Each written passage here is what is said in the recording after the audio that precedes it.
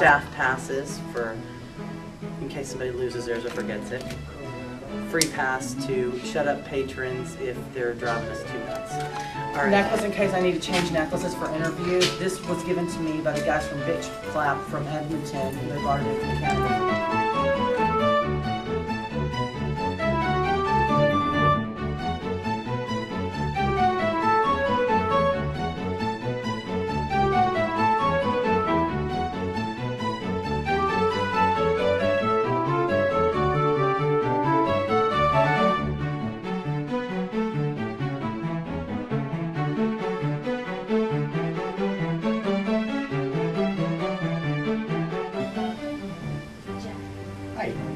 I've been working with the Friends for the last 5 years. I came to see shows about 6 years ago, and I liked it so much, and everyone was so friendly. I've been volunteering every year since.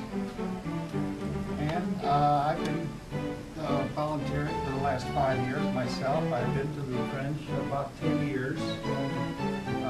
After I retired, I decided I'm going to start volunteering and doing some work with the Fringe, and I've enjoyed every minute of it. Why the Fringe? Why spend so much time there? Well, I've always enjoyed the theater, especially live theater, and then to be able to see right up close, closer than you can at the car. And you get to know the people. I've been working as a venue captain, and so you see people coming in and out, and you get to know them as a person rather than just on stage. I feel the same way. I've always enjoyed the theater, and I'm always, when I was in high school, I was in theater, and I was just sorry I didn't go on to be an actor or a producer or a director.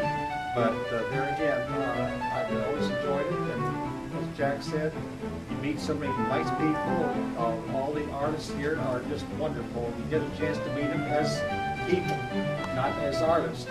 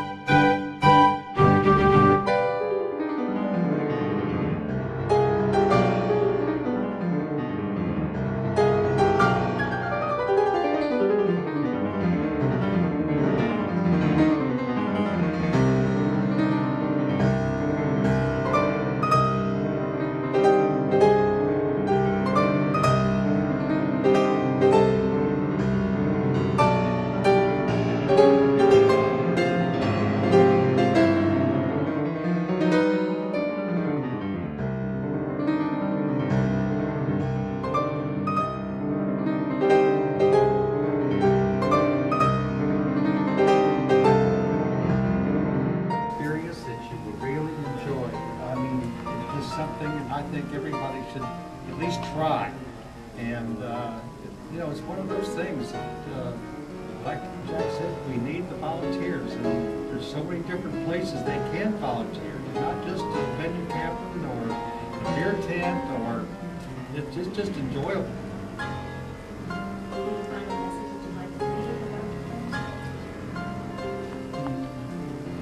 Well, I like to see shows. There's shows we won't be able to see because we're working, but I would do it again, and I will next year too.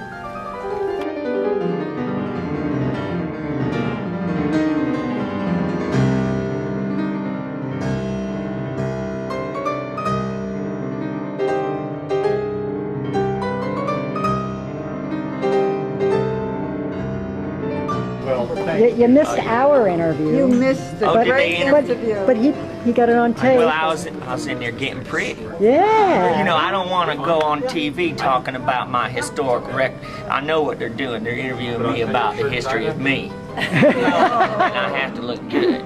The Fringe wouldn't be here if it wasn't for me. We know that. Didn't even exist before me. Beth just said Really? that You little didn't office. exist, so I was nothing prior to you? You imagined that. I imagined all those years. You were Wow. taken away. This is an imaginary shirt, I guess, huh? Yeah, that doesn't really Will you grab exist. my No. cell phone, which is by the food 93, table? yeah. You were just 92 out on the button. lawn all by yourself in your t-shirt. It wasn't actually here. It was downtown. Oh, I remember that. See, you You know, remember. I remember the first time ever I was just downtown for some reason in the early 90s, and I saw at an intersection a booth that said something like "get your button" or something. Right. And I walked up and I said, "I would like a button," but I didn't know what it was for. That was my first Fringe experience. Very cool. They gave me a button and then I wore it not knowing what it was for. Oh. I walked around going, "I got a button." But You did got you a have button, to pay you- for it? Yeah, I paid for the button. Well, then you supported Fringe. But back then the buttons were only 25 cents. No, Oh, I thought it $2. Oh, they were $2? Yeah, it started $2. Now you're making first stuff one. up. No. It Back was in a my $2 queer bill. It was a Oh, that's $2 right. $2 Queer and is it a was. $2 bill. That is true, and I wish I had more time to say that. Didn't think of, you know. Yeah. There's a lot of different things we could have said.